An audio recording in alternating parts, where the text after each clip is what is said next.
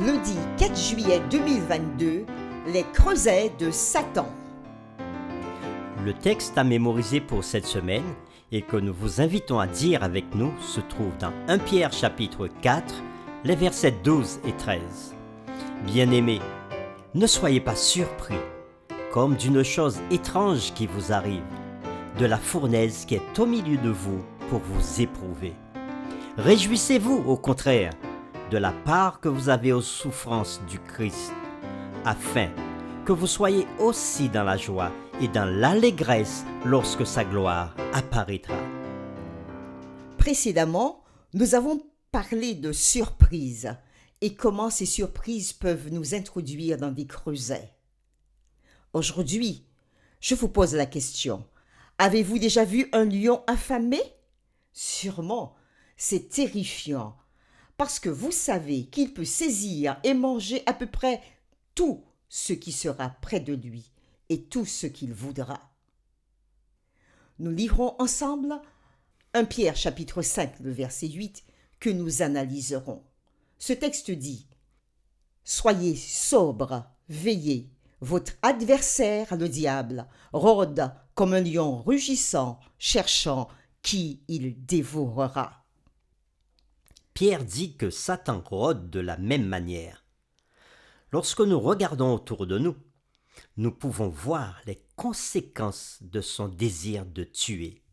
La mort, la souffrance, la déformation et la perversion de la morale et des mœurs sont partout. Nous ne pouvons pas ne pas voir l'œuvre de Satan. Lisons ensemble 1 Pierre chapitre 5, les versets 8 à 11.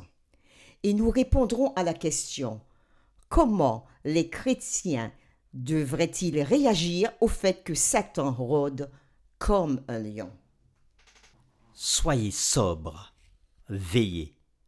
Votre adversaire le diable rôde comme un lion rugissant, cherchant qui il dévorera. Résistez-lui avec une foi ferme, sachant que les mêmes souffrances sont imposées à vos frères dans le monde.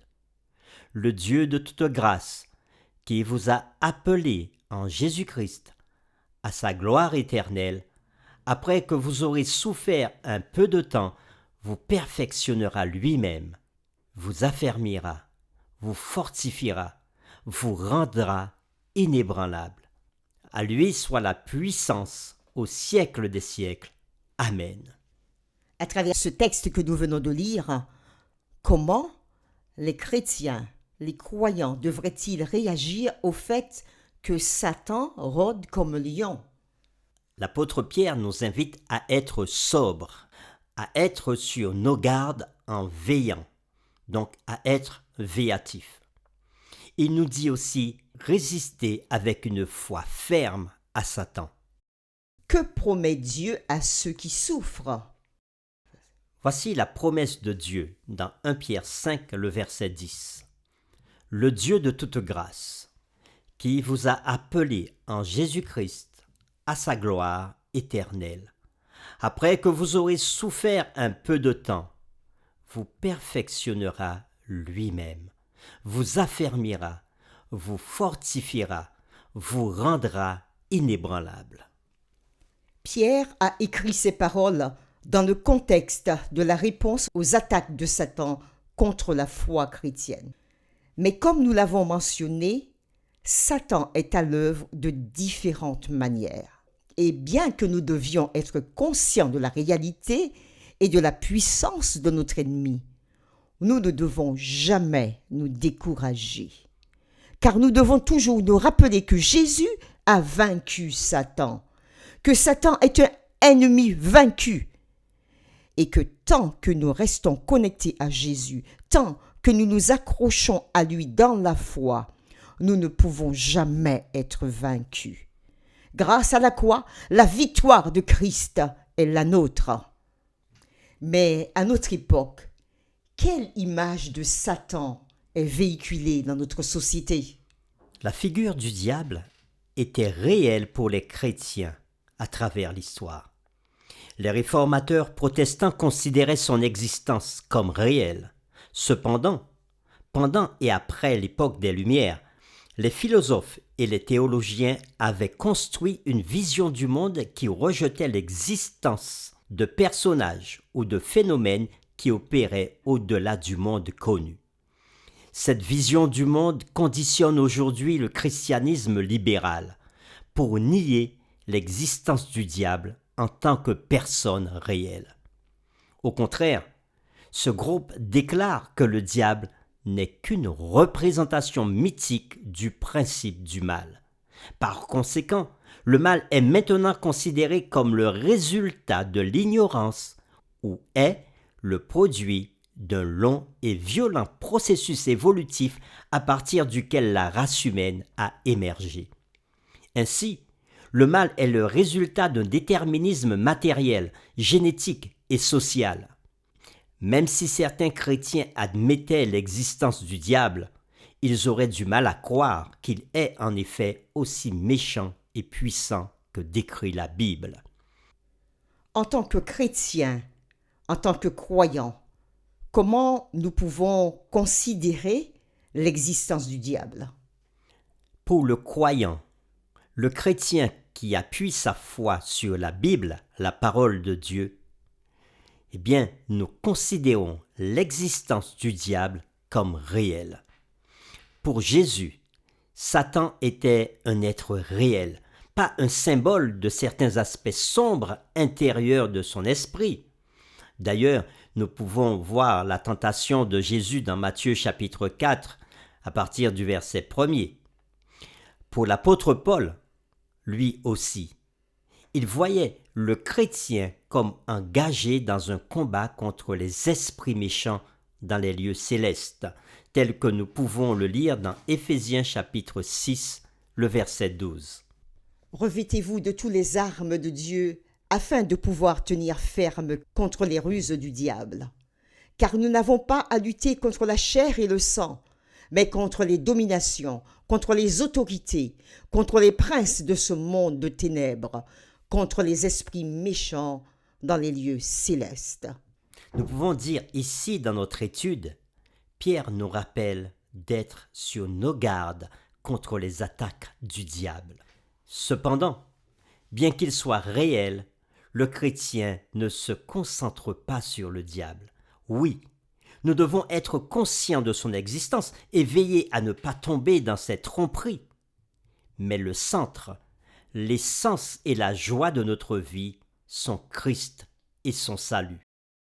Pour terminer notre étude, nous vous invitons à faire cet exercice, à écrire ou à penser d'autres façons dont Satan cause la douleur dans ce monde. Et la question que nous allons vous poser quand vous aurez pensé à toutes ces façons, comment la lecture de 1 Pierre chapitre 5, les versets 8 à 11, peut-elle nous aider à faire face à l'angoisse que nous éprouvons à cause de notre destin en vivant dans un monde pécheur où Satan fait des ravages? Peut-être qu'en ce moment, tu vis une situation difficile. Écoute, à toi, oui, toi qui ne te sens pas en sécurité, tu te sens épié, tu sens autour de toi des influences négatives qui t'épouvantent. Voici ce que te dit Ésaïe chapitre 41, le verset 10. Ne crains rien, car je suis avec toi.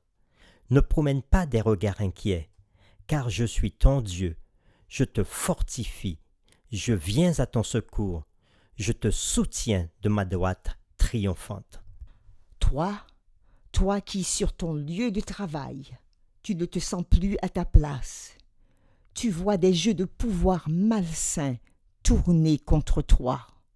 Voici ce que te dit le psaume 37, le verset 28. L'Éternel aime la droiture, et il n'abandonnera pas ses saints. Ils seront gardés à toujours, mais la semence des méchants sera retranchée. Toi qui es mis de côté, qui es insulté, qui est persécuté à cause de ta foi ou de tes convictions. Alors, dans 2 Rois 6, le verset 16, tu peux lire « Ne crains pas, car ceux qui sont avec nous sont en plus grand nombre que ceux qui sont avec eux. » Tu peux faire aussi une autre lecture et tu peux dire ainsi « Je ne crains pas, car ceux qui sont avec moi sont en plus grand nombre que ceux qui sont avec eux. » Toi qui vis des situations terribles au sein de ta famille, où l'étau se resserre autour de toi, où tu te sens étouffé, explosé ou prisonnier. Dans Ésaïe chapitre 43, le verset 1er, Dieu te dit ceci, « Mais maintenant, ainsi dit l'Éternel qui t'a créé, ô Jacob, et qui t'a formé, ô Israël, ne crains point, car je t'ai racheté, je t'ai appelé par ton nom, car tu es à moi. » Tu peux remplacer Jacob et Israël par ton prénom en le disant ainsi. Mais maintenant, ainsi dit l'Éternel qui t'a créé, ô Roni, et qui t'a formé, ô Henrietta, ne crains point, car je t'ai racheté, je t'ai appelé par ton nom, tu es à moi. Et pour toi qui es visé pour te faire tomber, pour te salir, pour salir ta réputation, pour te faire participer à des mœurs corrompues. Alors oui, tu peux lire, toi aussi, le psaume 91, à partir du verset 3, où il nous est dit, « Car c'est lui qui te délivre du filet de l'oiseleur, de la peste et de ses ravages. Il te couvrira de ses plumes, et tu trouveras un refuge sous ses ailes. Sa fidélité est un bouclier et une cuirasse. Tu ne craindras ni les terreurs de la nuit, ni la flèche qui vole de jour, ni la peste qui marche dans les ténèbres, ni la contagion qui frappe en plein midi. Que 1000 tombent à ton côté et 10 000 à ta droite, tu ne seras pas atteint. De tes yeux seulement tu regarderas et tu verras la rétribution des méchants. Car tu es mon refuge, ô Éternel, tu fais du Très-Haut ta retraite. » En prenant le psaume 91 à partir du verset 3, tu pourras remplacer le « te » par « moi », par « je ». Et tu pourras le dire ainsi, « Car c'est lui qui me délivre du filet de l'oiseleur, de la peste et de ses ravages. Il me couvrira de ses plumes, et je trouverai un refuge sous ses ailes. Sa fidélité est un bouclier et une cuirasse.